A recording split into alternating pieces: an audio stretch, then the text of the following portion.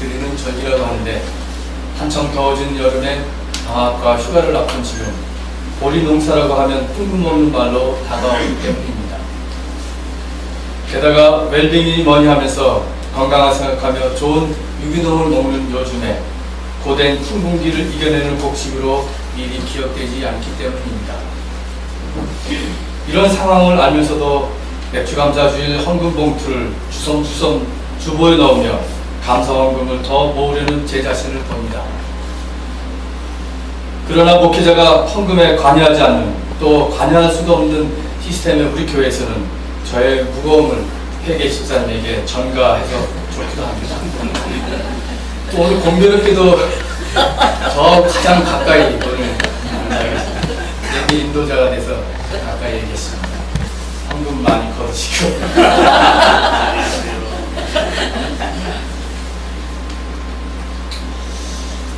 그래도 잠깐 전통적으로 교회가 지켜왔던 맥주 감사절의 기원과 의의를 살펴보고자 합니다. 구약 성경에 보면 이스라엘 사람들이 매년 지켰던 절기가 3개가 나옵니다. 그것은 유월절, 맥주절, 초막절이 그렇습니다. 이 절기들은 모두가 다 계절의 수확과 관련되어 있지만 단순히 그 절기를 지키는 것에 그치는 것이 아니라 그 절기 속에서 이스라엘 역사 속에서 함께 하신 하나님의 구원과 해방의 손길을 기억하는 데 있습니다. 구체적으로 살펴보면 이스라엘은 1년에 2번 수확을 했는데 하나는 봄거지로 주로 보리와 밀 같은 곡식을 농사했습니다. 봄에 보리 수확을 시작하면서 유월절을 지켰고 유월절 이후 7주가 지난 다음에 칠칠절이라고 해서 맥주절을 지켰습니다. 다른 하나는 가을거지인데 그때는 포도나무, 감람나무, 무화과나무 등에서 얻은 열매가 주요 수확물입니다.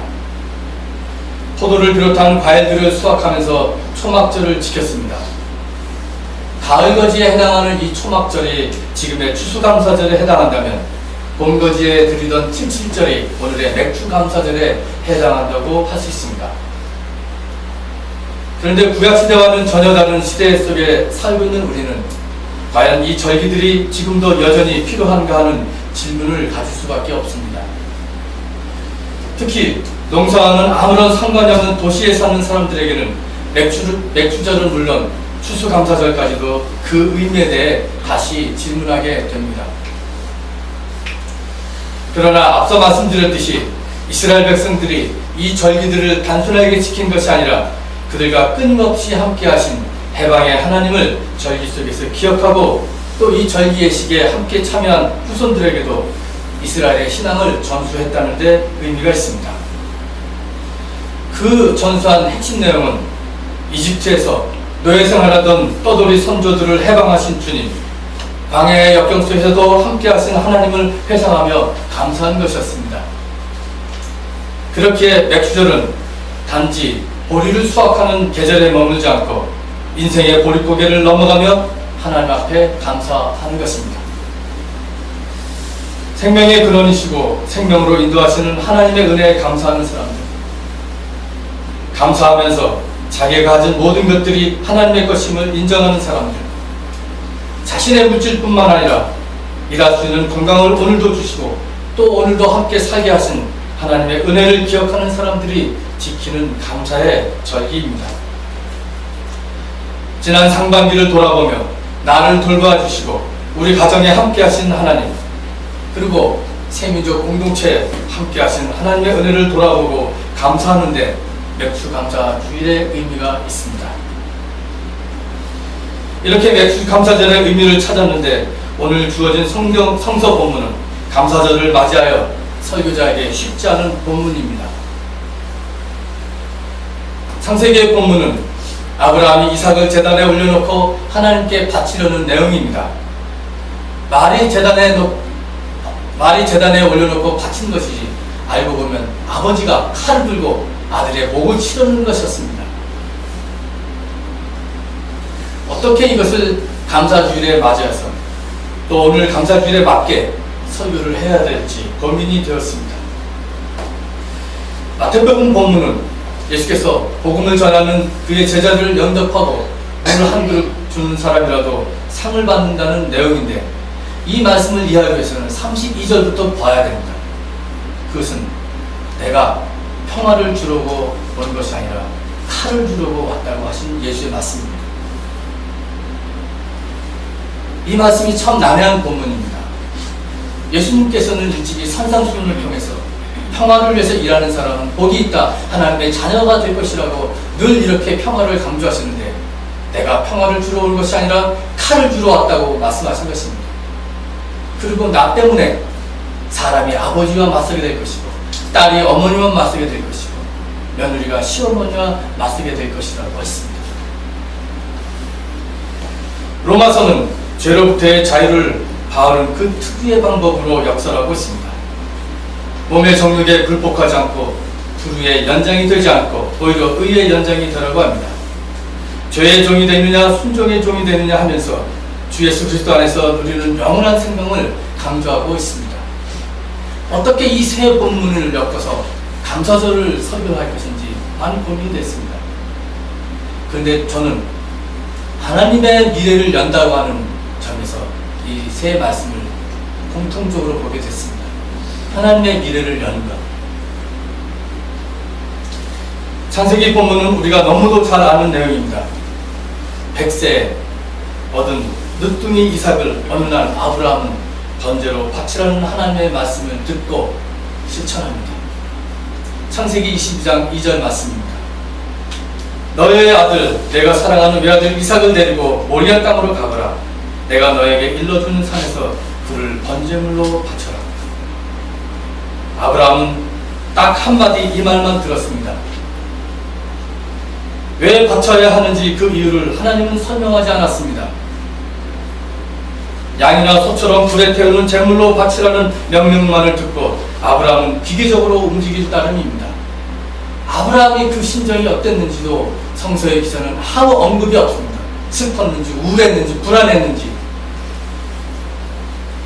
다만 아브라함이 다음날 아침에 일찍 일어나서 나귀 2개 안장을 얻고 2 종과 이삭을 데리고 모리아로 가는 모습만이 나옵니다. 그곳에 이르러서 아브라함은 제단을 쌓고 장작을 벌려놓습니다. 그리고 이삭을 묶어서 제단 장작 위에 올려놓고 칼로 치려고 하자 주님의 천사가 하늘에서 말씀하십니다. 아브라함아, 아브라함아, 그 아이에게 손을 대지 말아라. 이에 아브라함의 행동을 멈췄고 고개를 들고 살펴보니 수풀에 숫양 한 마리가 그 뿔이 수풀에 걸려 있었고 아브라함은 그 숫양을 잡아다가 이삭 대신에 번제를 드립니다. 그리고 하나님께로부터 칭찬을 받습니다. 모든 것이 짜 맞춰준 각본처럼 착착 진행되고 해피엔딩으로 끝나고 있습니다. 그런데 이 이야기를 더 찬찬히 들여다보면 그게 말처럼 쉬운 일이 아닌 것을 알 수 있습니다. 여러분 함께 보시죠. 어떻게 아들을 아버지가 칼로 치려고 했겠습니까? 여러분 나중에 생각해 보세요. 아들 이삭이 아버지 아브라함은 어떻게 그 후에 어떻게 생각하고 있었을까요? 계속 좋은 아버지로 생각하고 있었을까요? 아마 심리학적으로 보면 이거 엄청나게 좀 다른 문제라고 생각합니다. 이삭의 아버지 아브라함은 이 사건 이후에 좋은 아버지로 생각하고 있었어요. 저는 욥기서도 이렇게 봅니다. 욥기서도 해피엔딩으로 끝나죠. 욥이 하나님의 모든 시험을 이기자 그 뒤로 나서 더 많은 재물을 얻고 더 많은 자식을 얻고 행복하게 살았다고 합니다. 그런데 욥이 과연 행복하게 살았을까요? 제가 욥이라면 그렇지 않았을 것 같아요.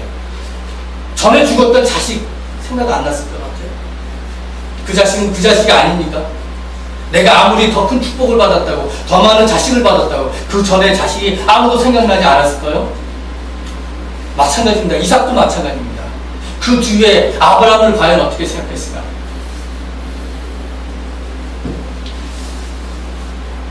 어떻게 아브라함은 이삭을 단 한마디의 반문 없이 죽이려고 했을까요? 그러니까 아브라함의 믿음의 조상이죠. 아브라함의 믿음이 좋은 거 아닙니까? 라고 여러분이 저에게 얘기하면 저는 더 이상 할 말이 없습니다.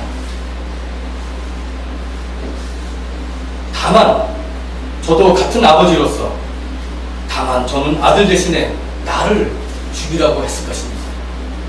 이삭 대신에 죽을 수만 있다면, 아들 대신에 죽을 수만 있다면 한 번만이 아니라 100번이라도 제물이 되었을 것입니다.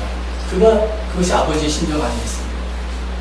그런데 왜 아브라함은 한마디 대꾸도 없이 침묵하며 그것을 실천했을까요? 하나님께서는 일찍이 아브라함의 자손을 하늘의 별처럼 바다의 모래처럼 늘어나게 해주시겠다고 하셨는데 이삭을 바치면 그의 약속은 어떻게 되는 것입니까? 바로 여기에 핵심 포인트가 있습니다. 아브라함이 이삭을 번제로 바친다는 것은 자기 자신의 미래를 포기한다는 것입니다. 하늘의 별처럼 바닷가의 모래처럼 많은 자손을 보겠다는 자신의 야망과 미래를 포기한 것입니다. 당시 유목민 사회는 후손을 많이 본 것을 매우 중요하게 생각했습니다.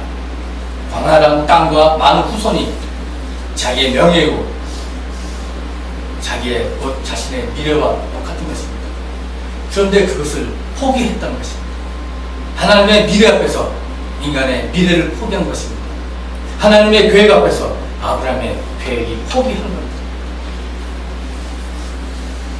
아브라함은 자신의 미래를 상징하는 이삭을 버림으로 그가 지금까지 계획하고 꿈꾸었던 모든 것을 하나님 앞에 한순간에 포기합니다. 이것입니다. 이것이 이 이삭을 바치려고 하는 내용의 핵심입니다. 여러분, 땅을 많이 바치고 돈을 많이 바치고 그래야 축복을 받고 그래야 하나님이 여호와 일에 다 준비되어 있으니까 바쳐라. 그것이 아닙니다. 정말 바칠 것은 우리의 미래입니다. 하나님의 미래를 위해서 나 자신의 미래를, 아파트 계획 세운 것, 자동차 계획 세운 것, 자식 대학의 계획 세운 것, 그 모든 미래를 다 포기한 겁니다. 하나님이 부르신다면, 하나님이 요구하신다면 그것을 여러분이 할 수 있습니다 라고 오늘 이 이야기는 우리에게 질문하고 있는 것입니다. 나아가 이스라엘 민족 전체는 이 이야기 속에서 그들과 아브라함을 동일시했습니다. 하나님의 구원의 역사, 해방의 역사에 자신들 것을 스스로 포기해야만 하는 결단을 요청받고 있다는 사실을 알게 되었습니다. 그것이 개인적인 것이든 집단적인 것이든 전폭적으로 하나님께 맡긴 것입니다. 저는 종종 여러분들에게 이런 부탁을 받습니다. 기도 부탁을 받습니다. 목사님 기도해 주세요. 근데 그 기도 받을 때, 몸이 아플 때, 직장에서, 가정에서 무슨 큰일이 생길 때 그런 기도 부탁을 받습니다. 편하거나 잘 될 때, 행복할 때 그런 기도 부탁 안 하시더라고요. 저는 그런 기도 부탁을 받고 그분을 위해서 기도합니다. 기도할 때 이런 생각이 들었어요. 과연 진정한 기도가 무엇인가? 오히려 기도를 부탁한 그 당사자가 내가 살든지 죽든지, 내가 망하든지 내가 흥하든지 모든 것을 하나님께 맡기겠다고 하는 그 결단까지 가야 된다는, 그것을 위해서 내가 기도해야 된다는 그것을 알게 됐습니다. 사제가 무슨 황금박쥐입니까? 모든 거 다 해줄 수 있겠습니까? 중요한 것은 그런 기도를 할 수 있도록 당사자가 마음을 비우고 결단할 수 있도록 내가 그 기도를 대신 하나님께 드렸습니다. 이렇게 구약에서는 하나님이 계획하시는 미래를 위해 아브라함이 자신의 모든 것이라 할 수 있는 이삭을 버리지만, 신약에서는 하나님 자신이 온 인류의 구원을 위해서 그의 외아들을 버리십니다. 그 외아들이 예수 그리스도입니다. 예수는 하나님 아들로서 하나님의 버림을 받습니다.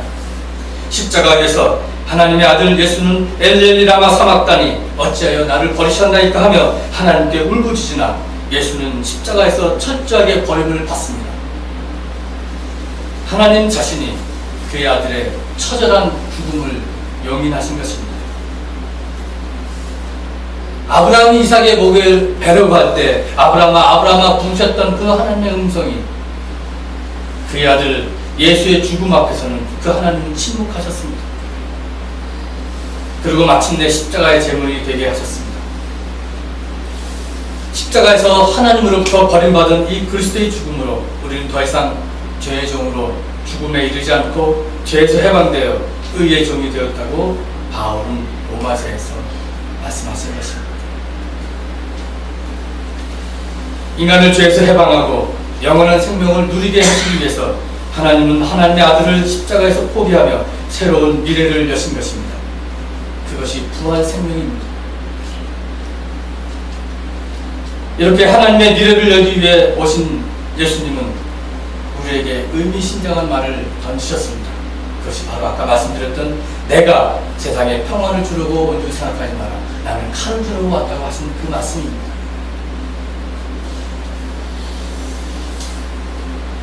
지난주 수요 성경 성서 모임에서 여기에 나오는 평화와 칼의 의미에 대해서 서로 이야기를 나눴습니다. 제가 깨닫지 못했던 것을 이 말씀의 대화를 통해서 알게 됐습니다. 이런 말들이 나왔습니다. 여기서 예수께서 말씀하신 칼은 허위의식을 깨뜨리는 칼이다. 하나님의 정의를 강조하는 말이다. 거짓 평화를 잘라내고 하나님의 평화를 이루려는 칼이다. 광화문의 촛불 행진이 칼의 역할을 했다고 본다. 요즘 사회 문제에 대해서 가족 안에서 부모 자식 간에 세대 간의 관점의 차이가 세대 간의 갈등으로 비화되는데 하나님 나라를 위해서도 갈등이 생깁니다. 참 중요한 아주 포커스를 다루는 이야기들이 나왔어요. 제가 깨달았습니다. 아, 그렇구나. 칼은 이거구나. 하나님의 미래를 여시기 위해서 예수께서는 고정관념이나 허위의식을 깨고 계십니다. 이것을 이해하지 못한 일부 사람들은 예수를 바알세불이라고 불렀습니다. 자신들의 생각과 이념을 앞세워 예수와 그의 제자들을 배척했던 것입니다. 이와 같이 하나님의 뜻을 이루며 참된 삶과 자유를 회복시키려는 예수와 자신들의 이념과 이익을 고수하는 세력들 사이에 갈등과 긴장이 있게 마련입니다. 사람 때문에 정의가 불의와 부딪히는 충돌이 있게 됩니다. 그래서 사람을 위해서 억압과 굴레의 사슬을 끊는 정의의 칼이 필요한 것입니다. 진정한 평화와 사랑의 실천을 위해 예수는 칼을 드신 것입니다.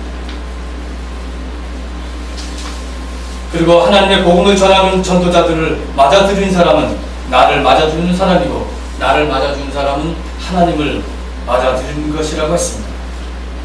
복음을 전하는 사람에게 냉수 한 그릇 주는 사람은 상을 받을 것이라고 했습니다. 모름지기 하나님의 정의와 사랑 그리고 평화를 위해서 앞장서서 적극적으로 일하는 사람이나 눈에 띄지 않게 뒤에서 소극적으로 동조하는 모든 이들이 예언자들이 받을 상을 받게 된다는 것입니다. 이 말씀을 우리 교회에 적용해보면 이렇습니다.